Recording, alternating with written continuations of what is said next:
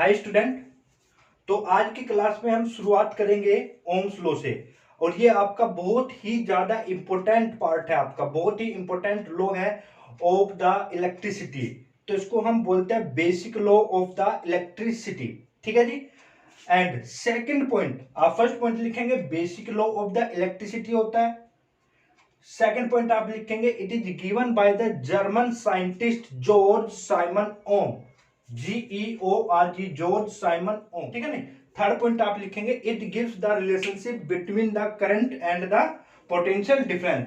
Potential difference को short में आप P.D भी लिख सकते हैं। ठीक है जी। अब आप लिखेगा फोर्थ पॉइंट में, आप लिखेगा फोर्थ पॉइंट में लिखे according to this law, according to this law. फिर नीचे लाइन से लिखेगा, आप इसी में नीचे लाइन से लिखेगा इन्वर्टेड कोमाज में, इन्वर्टेड कोमाज में ऐसे करके ना, ऊपर वाला जो कोमा होता है लिखो at constant temperature, at constant temperature the current flowing through the conductor, the current flowing through the conductor is directly proportional to, is directly proportional to the potential difference, to the potential difference across the ends, across the ends, ENDS, across the ends of the conductor, of the conductor। ठीक है जी। चलो अब इसका expression क्या है, देखो आप definition से इसका मैथमेटिकल एक्सप्रेशन लिखेंगे। देखो उसने क्या कहा है, according to this law the current flowing through the, current को मैं किससे दर्शाता हूं जी, आई से। The current flowing through the conductor is directly proportional. ये जो साइन होता है ये डायरेक्टली प्रोपोर्शनल का होता है। ठीक है। तो I directly proportional to the potential difference यानी कि V। क्लियर है। ये आपका डेफिनेशन से ही आया है कि current flowing through the conductor is directly proportional to the potential difference across the ends of the conductor. ठीक है। अब मैं क्या इस चीज को, इसको मैं ऐसे लिख सकता हूं V directly proportional to I, V directly proportional to I लिख सकते हैं बिल्कुल।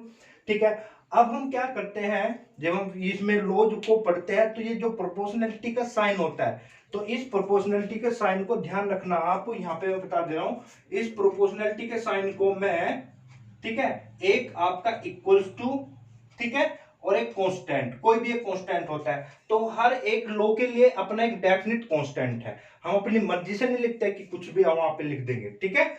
तो हर एक लॉ के अकॉर्डिंग अपना एक खुद का एक कांस्टेंट होता है। तो प्रोपोर्शनल के साइन को रिप्लेस करने के लिए हम एक इक्वल टू का साइन और एक कांस्टेंट लिखते हैं, कांस्टेंट। ठीक है। चलो जी। अब यहां पे भी हमें वही काम करना है। तो V, इसके जगह एक साइन लगाएंगे इक्वल टू का, और जो यहां पर कांस्टेंट है वो है R। जो ये कांस्टेंट है वो क्या है जी, R और I। तो फॉर्मूला क्या बनेगा आपका, V इक्वल टू RI। ठीक है जी। चलो फिर यहां पर तो V इक्वल टू RI बना। तो ये जो R है आपका, ये जो R है, ठीक है, मैं यहां पे करता हूं, इसको मत नोट करना भी, ये अभी मत नोट करना, ये भी मैं बताऊंगा। ठीक है। तो V directly proportional to RI होने के बाद यहां पे लिखना R को नोट करके, ठीक है, R is constant, R is constant for, किसके लिए है कांस्टेंट, फॉर प्रोपोर्शनैलिटी,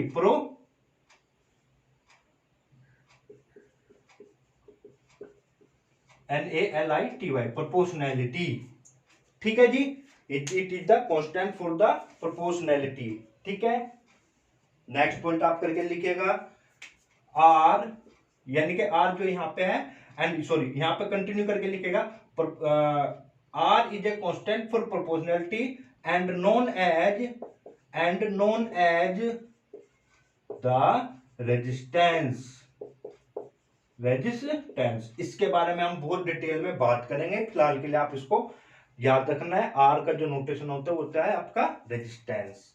ठीक है नहीं। फिर resistance of a conductor depends on number एक लेंथ ठीक है। Number 2 area of cross section. Number 3 आपका मटेरियल, कि कौन सा आपने मटेरियल लिया है, या नेचर ऑफ द मटेरियल, ऐसे भी लिख सकते हैं आप, या आप ऐसे लिख लेना nature of material. And fourth one is temperature. तो जो आपका कांस्टेंट था for the proportionality in the Ohm's law, ठीक है, is R and known at the resistance of the conductor.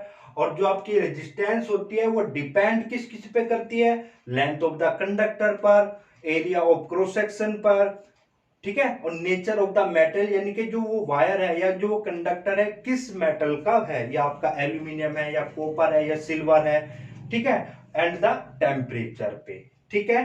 तो इन सब के बारे में बहुत ही डिटेल में हम बात करेंगे। तो फिलहाल के लिए आपको इतना ही नोट करना है, क्योंकि मुझे सिर्फ ओम्स लॉ के बारे में ही अभी पता करना था। तो हमने ओम्स लॉ के बारे में मैं एक बार रिपीट कर देता हूं क्या क्या पढ़ा है। तो ओम्स लॉ क्या था जी, आपका basic law of the electricity है। Second point is given by the German scientist Georg Simon Ohm, ठीक है जी। फिर थर्ड पॉइंट हमने क्या लिखा, इट इज ए रिलेशनशिप, जो आपका ये किस किस के बीच की रिलेशनशिप देता है, करंट के और पोटेंशियल डिफरेंस के बारे में। फिर हमने क्या कहा कि according to this law the current flowing through a conductor is directly proportional to the potential difference across the ends of the conductor. तो current is directly proportional to the potential difference. फिर मैंने इसको ऐसे भी लिख सकते हैं कि potential difference directly proportional to the current, ठीक है। तो V इक्वल टू क्या हो गया जी, हमने कहा कि जो आपके प्रोपोर्शनलिटी का साइन होता है इसको मैं एक इक्वल टू के साइन से और एक कांस्टेंट के साइन से हटाता हूं, तो इक्वल टू का साइन लगाया। और इस लॉ में जो आपका कांस्टेंट होता है वो R होता है, क्या होता है जी, R। और R को हम क्या बोलते हैं, रेजिस्टेंस, जो डिपेंड किस किस पर करती है, लेंथ पर, एरिया ऑफ क्रॉस सेक्शन पर, नेचर ऑफ मेटेरियल पर और टेम्परेचर पर।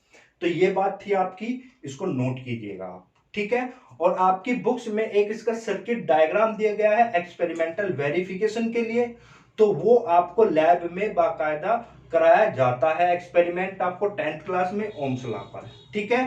तो जिन जिन बच्चों के स्कूल में लैब होगी तो वो एक्सपेरिमेंट आप प्रैक्टिकल आप करोगे, क्लियर की बात है।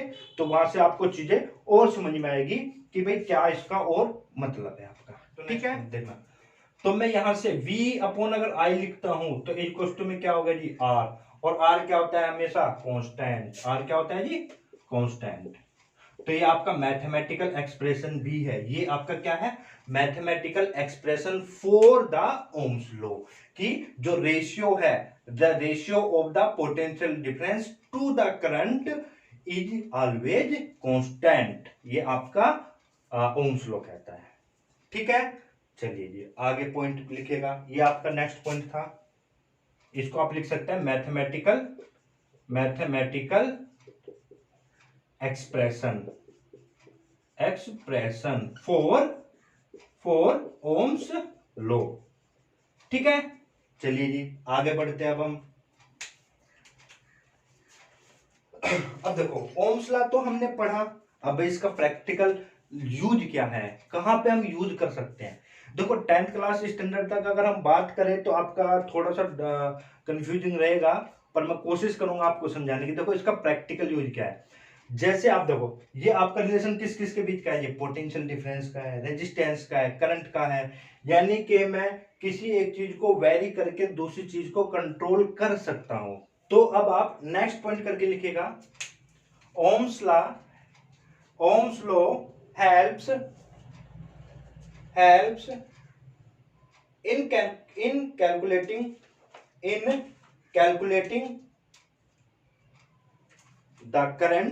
calculating the current comma potential difference V आप लिख सकते हो, कोमा रेजिस्टेंस R आप लिख सकते हो, कोमा पावर एंड इफिशियंसी। तो Ohm's law helps in calculating current, voltage, resistance, power and efficiency open electric circuit circuit. तो इन सब की हम बात करेंगे, ठीक है, अभी नहीं, थोड़े धीरे धीरे आएंगे इन पॉइंट पर भी, ठीक है। अब नेक्स्ट पॉइंट आप करके लिखेगा application of Ohm's law, application of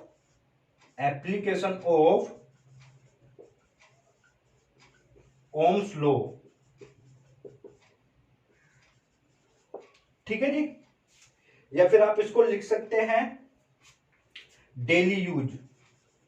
भाई डेली यूज का मतलब प्रैक्टिकली हम डेली उसको ओम्स लॉ को कहां पे यूज करते हैं, जाने अनजाने में ओम्स लॉ कहां पे अप्लाई होता है आपका डेली पर्पस में, डेली प्रैक्टिकल लाइफ में, ठीक है। देखो कोई भी चीज अगर हम पढ़ते हैं तो देखो कहां से आया, किसने डिस्कवर किया है, क्या होता है, क्या उसका यूज है, ठीक है, और क्या उसकी लिमिटेशन। ये 4-5 पॉइंट आपको देखो बच्चों, ये आपको मालूम होने चाहिए कि वो चीज कहां से आती है, क्यों आती है, क्या उसका फायदा है, प्रैक्टिकल लाइफ में हम उसको कैसे यूज करते हैं, ठीक है, और कहां तक उसको यूज कर सकते हैं, यानी कि उसकी लिमिटेशंस क्या है, ठीक है। तो अभी हमने पढ़ा है कि भाई उसको उसका यूज कहां पे है, ओम्स लॉ का यूज कहां पे है, हमने कैलकुलेट करने में किया, ठीक है। फिर हम करते हैं कि भाई इसका प्रैक्टिकल एप्लीकेशन, या हम डेली लाइफ में जाने अनजाने में कहां कहां पे इसको यूज करते हैं। तो नंबर 1 लिखेगा आप एप्लीकेशन ऑफ ओम्स लॉ में, लिखेगा number 1 domestic, domestic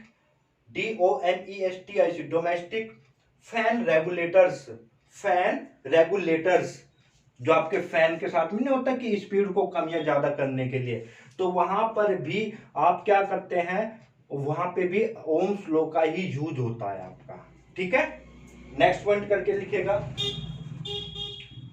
divide source voltage, divide, next point आपका इसी में नेक्स्ट पॉइंट करके divide source voltage across the output resistance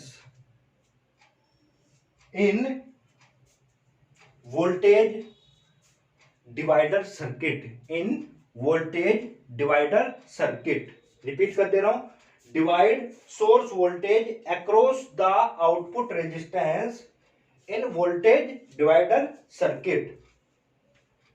third point लिखेगा आप इसमें, थर्ड पॉइंट लिखेगा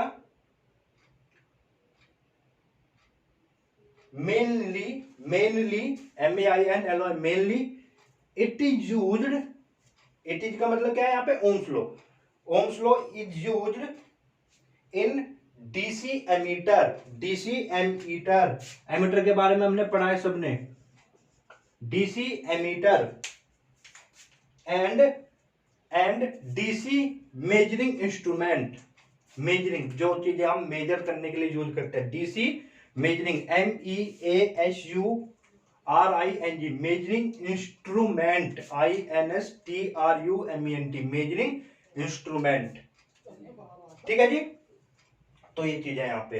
तो ओम्स लॉ का आपका एप्लीकेशन हम कहां कहां पे यूज करते हैं, नंबर 1 हो गया जी आपका, क्या बताइए आप लोग, नंबर 1 हो गया डोमेस्टिक फैन रेगुलेटर्स में, नंबर 2 आपका पोटेंशियल डिवाइडर सर्किट में, नंबर 3 डीसी एमीटर और डीसी मेजरिंग इंस्ट्रूमेंट में। देखो ये चीजें आपको बस याद रखने की, कहां पे यूज करना है, कि कैसे यूज करने है, वो आपके आउट ऑफ सिलेबस है, आउट ऑफ कोर्स है, ये सारी चीजें आप डिटेल में पढ़ेंगे 12th में, ठीक है। तो बस फिलहाल तो आपको मोटे मोटे तौर पे ये मालूम होना चाहिए कि भाई क्या एप्लीकेशन है इसकी। और सिंपल वे में लिखना चाहते हो तो लिखो, नोट करके लिखना, और सिंपल वे में लिखना चाहते हो नोट करके लिखना कि भाई ओम्स लॉ आपने पढ़ चुके हो। कोई भी आपसे पूछ सकता है कि भाई ओम्स लॉ आपने पढ़ा है तो यूज कहां पे हो रहा है, वो आपके घर में कोई ऐसा डिवाइस जहां पे ओम्स लॉ का यूज हो रहा है, या प्रैक्टिकल लाइफ में आप कैसे उसको यूज कर रहे हो, ठीक है ना। तो आप लिखेगा, नोट करके लिखेगा, बिल्कुल सिंपल लैंग्वेज में लिखेगा। तो सबसे पहले हमने यूज कहां पे पढ़ा, लिखे फैन रेगुलेटर्स में, लिखे फैन रेगुलेटर्स, कॉमा करके लिखना electric heater, HEATER heater, electric heaters, comma electric kettles, electric kettles KETTLES kettles, जो कैटली होते हैं आजकल तो आने लगी ना, ठीक है, मोस्टली सभी के घरों में हो गई इलेक्ट्रिक, और सर्दियों में तो हीटर आप लोग यूज करते ही हैं वहां पे, ठीक है ना। तो electric heaters, electric kettles and irons, IRONS irons, यानी कि प्रेस। ठीक है,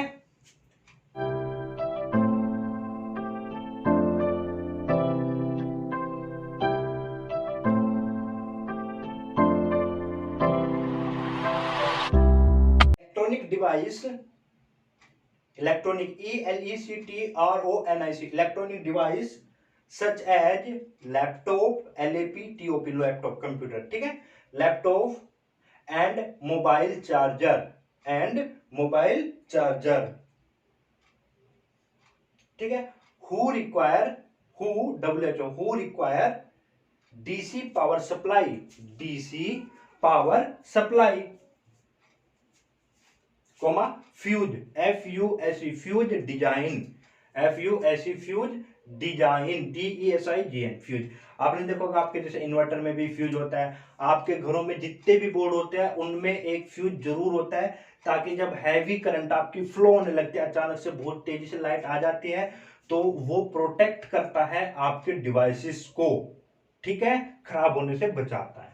ठीक है, चल next point, limitations of Ohm's law, limitations of ohms law, कि भाई कहां तक ये अप्लाई हो सकता है, ये नहीं कि भाई ये हर जगह अप्लाई होता है, इसकी खुद की अपनी लिमिटेशंस है। ठीक है, तो अब थोड़ा सा ध्यान रख लें, लिमिटेशंस में दो तीन चीजें ऐसी आएगी आपको, जब मैं पॉइंट में लिखाऊंगा तो आपके, एक तो पहले तो बात है आउट ऑफ सिलेबस हो जाती है, ठीक है, तो फिर भी आपको मैं सिर्फ बताने के लिए, ठीक है, एक क्लास एक्स्ट्रा कर दूंगा इस चैप्टर के खत्म होने के बाद, ताकि आपका जो उन वर्ड्स को लेकर कंफ्यूजन है वो दूर हो जाए। ठीक है, पर हर एक बच्चे को अगर वो फिजिक्स में ये चैप्टर पढ़ रहा है, भले आप 10th क्लास में हो, तो ये मालूम होना चाहिए कि ओम्स लॉ की लिमिटेशंस क्या है, उसकी प्रैक्टिकल एप्लीकेशन क्या है, भले ही आप वो चीजें पूरी 10th पढ़े या ना पढ़े। ठीक है, पर कहीं ना कहीं पर आपको ये चीजें बहुत ही बेसिक रूप में मालूम होनी चाहिए। ठीक है, तो पहला पॉइंट आप लिखिएगा, लिमिटेशन में लिखो, it is not applicable, it is not applicable, APPLICABLE, applicable to TO2 unilateral, unilateral, UNILATERL, unilateral circuit,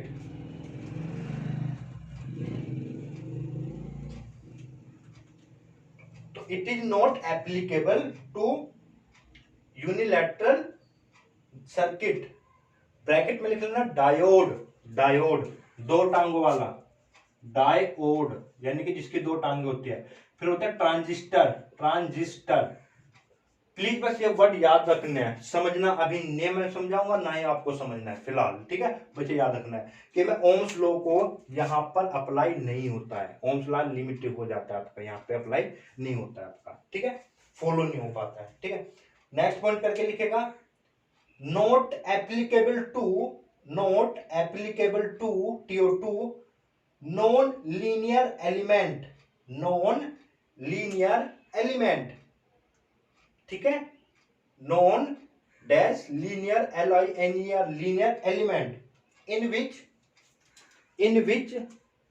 current is not, current is not directly proportional, is not directly proportional to TO2 potential difference, potential difference। ठीक है जी, तो limitations में हमने क्या पढ़ा, it is not applicable to the unilateral circuit या device, जैसे हमने डायोड और ट्रांजिस्टर की बात की, और सेकंड पॉइंट हमने क्या पढ़ा, it is not applicable to the non linear device या एलिमेंट्स, यानी कि non linear device, linear device का मतलब, लीनियर डिवाइस का मतलब है जो इस रिलेशन को फॉलो करते हो, यानी कि I directly proportional to V, directly proportional का क्या मतलब है, जैसे जैसे चीज बढ़ेगी तो आई भी बढ़ेगा, ये चीज डिक्रीज होगी तो ये भी डिक्रीज होगी। ठीक है, तो डायरेक्टली प्रोपोर्शनल का मतलब होता है v अगर इंक्रीज होता है तो i भी इंक्रीज होगा, और v अगर डिक्रीज होता है तो i भी डिक्रीज होगा। ठीक है, ये डायरेक्ट रिलेशन है। ठीक है, तो नॉन लीनियर डिवाइस वे होते हैं जहां पर i does not proportional to the potential difference. ठीक है, ऐसे डिवाइस, उनको हम नॉन ओमिक डिवाइस भी बोलते हैं। क्या बोलते हैं जी? नॉन ओमिक डिवाइस, यानी कि जो डिवाइस ओम्स लॉ को फॉलो नहीं करते हैं उनको नॉन ओमिक डिवाइस बोलते हैं। या फिर एक पॉइंट करके नोट करके लिख लीजिएगा, नोट करके लिख लेना आप, नोट लिखना एनओटी, नोट में non ohmic device, non ohmic device लिखेगा। द डिवाइस, इसके बारे में लिखना है आपको, the device which not obey the Ohm's law, the device which not obey the Ohm's law. ठीक है, एग्जाम्पल आप ये दोनों लिख देना, डायोड एंड ट्रांजिस्टर। जो भी डिवाइस ओम्स लॉ को फॉलो नहीं करता है वो नॉन ओमिक डिवाइस या नॉन ओमिक रेजिस्टेंस भी बोलते हैं इसको। ठीक है, क्लियर है बातें? ओके, ठीक, चलिए जी। अब इसमें एक छोटा सा देखो, एक इंटरेस्टिंग सी चीज हम बताएंगे आपको आज। ठीक है, आपको जो फॉर्मूले याद करने में कोई प्रॉब्लम ही ना हो। देखो बहुत छोटी सी चीज है, बड़ी प्यारी चीज है, इंटरेस्टिंग चीज है आपके लिए। ठीक है, अच्छा जी, अब आप नेक्स्ट हेडिंग डाल लीजिएगा, बस लिखे Ohm's law triangle. Ohm's law triangle, ये जो मैंने साइन बनाया ये ट्राइंगल होता है। ठीक है, V का मतलब आप सब लोगों को पता है, पोटेंशियल डिफरेंस या वोल्टेज। I का मतलब सबको पता है, करंट। R का मतलब सबको पता है, रेजिस्टेंस, जो हमने अभी पढ़ा है। ठीक है, देखो ट्राइंगल बना लेना आपको ऐसे करके, VIR लिख लेना आपको बस। ठीक है, यहाँ पे भी VIR लिखा हुआ है मैंने, और यहां पर भी मैं एक बार और VIR लिख देता हूं। ये लिख दिया मैंने, ये हो गया V, ये I और ये R, ये लिख दिया जी मैंने R। क्लियर है बात? चलो देखो आपको ना फॉर्मूले बनाना सिखाते हैं यहां से। देखो V है, ठीक, और ये दोनों किस में, एक ही उसमें है ना, बॉक्स में, एक इसमें एक में, तो दोनों की मल्टीप्लाई कर देना। तो V इक्वल टू क्या हुआ जी? IR, V equal to IR। अब I के लिए जैसे मान लो आपको फॉर्मूला बनाना है, तो V ऊपर है और R कहां पे है? नीचे। तो ये बन गया जी I equal to V upon R। ठीक है, अच्छा जी, अगर आपको R के लिए फॉर्मूला बनाना है, किसके लिए? R के लिए फॉर्मूला बनाना है, तो आप इसको क्या लिख सकते हो? V ऊपर है और I नीचे है, तो आपके तीनों फॉर्मूले बन गए। ये आप डायरेक्ट वैसे बना के देख लो कि V इक्वल टू, अगर आपको IR याद है तो I की वैल्यू कितनी हो जाएगी? R को इसके नीचे लेके आ जाओ, V अपॉन R, तो I इक्वल टू देखना V अपॉन R बन गया। ठीक है, या फिर आपको मान लो R की वैल्यू निकालने, तो V अपॉन I, तो ये बन गया। तो आपको ट्राइंगल याद रखना है बस। ठीक है, कि जैसे मान लो ट्राइंगल फिर से एक बार और, तो ये V और ये I और ये R, तो जिसका भी फॉर्मूला आपको बनाना है, जैसे आपको I का बनाना है तो V अपॉन R, ये हो गया जी। R का बनाना है तो V ऊपर I नीचे, तो ये हो गया V ऊपर I नीचे। V का बनाना है तो I इंटू में R। ठीक है, तो ये फॉर्मूला बन गया आपका। क्लियर है? चलिए आप अब नोट करके लिखेगा, आपका एक एक नंबर में यहां से क्वेश्चन आते हैं थोड़े लॉजिकल टाइप में। ठीक है, तो देखो अगर मैंने I की वैल्यू निकालता हूं, मेरे पास एक ट्राइंगल है जैसे, तो क्या था जी? यहाँ पे V था, यहाँ पे I और यहाँ पे R, तो मैंने I की वैल्यू निकाली, तो V अपॉन क्या है जी मेरे पास? R। ठीक है, और यहां से देखो मैं अब कुछ पॉइंट नोट करना है, बहुत ही इंपॉर्टेंट पॉइंट है। ठीक है, एग्जाम के अकॉर्डिंग और वैसे भी आपका। तो हमने लिखा I equal to V upon R, तो हमने एक चीज पढ़ी है, ध्यान रखना। देखो यहाँ पे अगर मैं बात करूं, सीधा मतलब है, यानी कि I मैं यहाँ पे लिख सकता हूँ डायरेक्टली प्रोपोर्शनल टू क्या है जी? V है। ये पहली बात है आपकी, मतलब अगर मैं V को इंक्रीज करता हूं तो I भी इंक्रीज होगी। ये ऊपर को जो मैंने एरो बनाया तो इसका मतलब इंक्रीज है। डायरेक्ट रिलेशन का मतलब क्या है? एक चीज बढ़ेगी तो दूसरी भी बढ़ेगी। अच्छा जी, अगर घटी, अगर ये डिक्रीज होती है तो ये भी डेफिनेटली डिक्रीज होगी ही होगी। क्लियर है बात? चलिए अगर वो आपसे देखो एग्जांपल के तौर पे लेते हैं, वो कहते हैं कि if the potential difference is doubled, अगर मैं पोटेंशियल डिफरेंस को डबल कर देता हूं, तो अगर मैं V को मैंने क्या कर दिया? डबल कर दिया, तो I क्या हो जाएगी? तो I भी उसी रेशो में बढ़ जाएगी। अगर V को डबल किया तो डायरेक्ट रिलेशन है V और I में, अगर V को डबल किया तो I भी क्या हो जाएगी जी? डबल हो जाएगी। अच्छा, अब और एग्जाम्पल लेते हैं, v को मैं कहता हूं जी, v को मैंने हाफ कर दिया,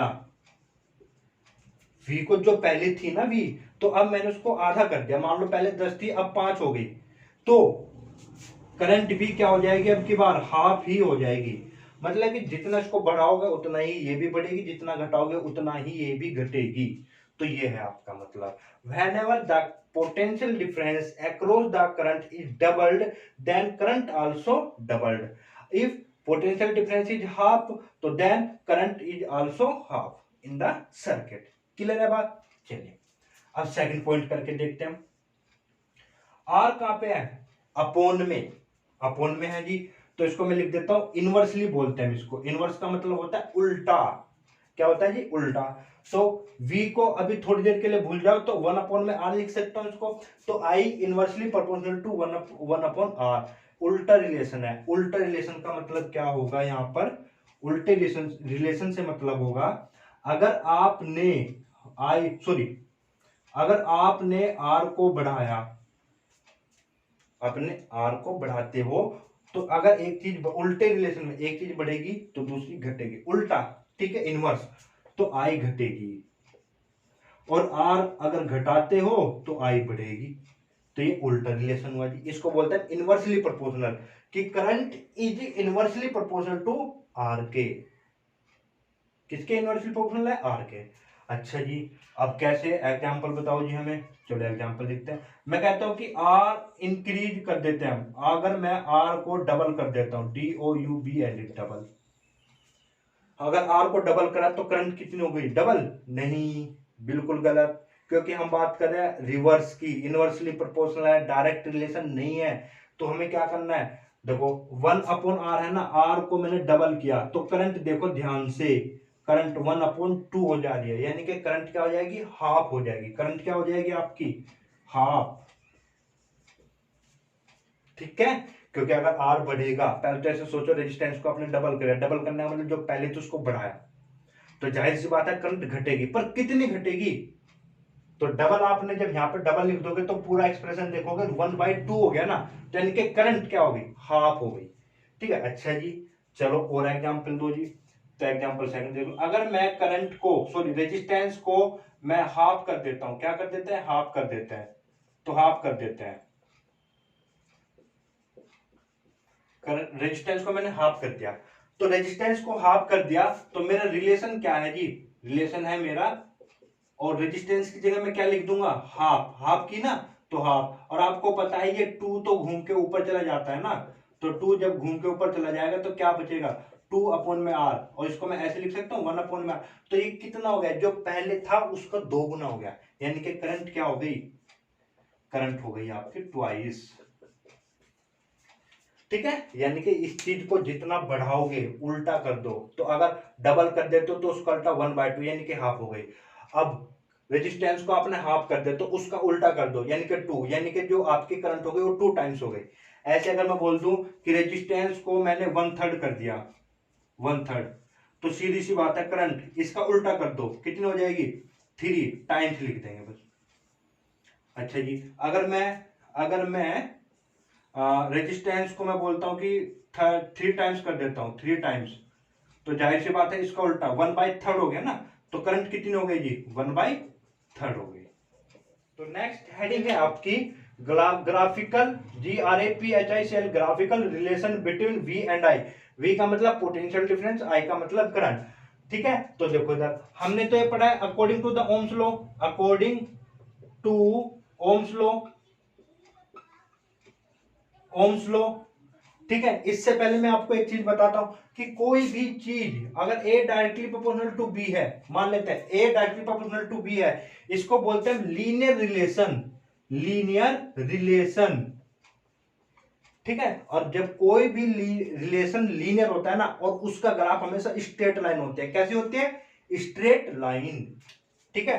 तो ग्राफ कैसा होगा आपका, स्ट्रेट लाइन होगी, यानी कि अगर ये A और B है, ये A मान लेता हूं, ये B मान लेता हूं, तो इसका जो ग्राफ होगा वो ऐसे होगा। क्यों, जैसे जैसे B बढ़ रहा है वैसे वैसे देखो, जैसे ये 1 था, ये 2 था, ये 3, ये 4, 1 2 3 एंड 4, 1 2 3 एंड 4, तो देखो इधर अगर ये 1 था तो ये भी 1 हुआ, 2 था तो ये भी 2 हुआ, ये 3 हुआ तो ये भी 3 हुआ, कुछ इस तरीके से। ये 4 हुआ बी तो ये भी 4 हुआ, ठीक है ना। तो यानी कि जैसे जैसे बी बढ़ेगा ए भी ऐसे ऐसे ही बढ़ेगा।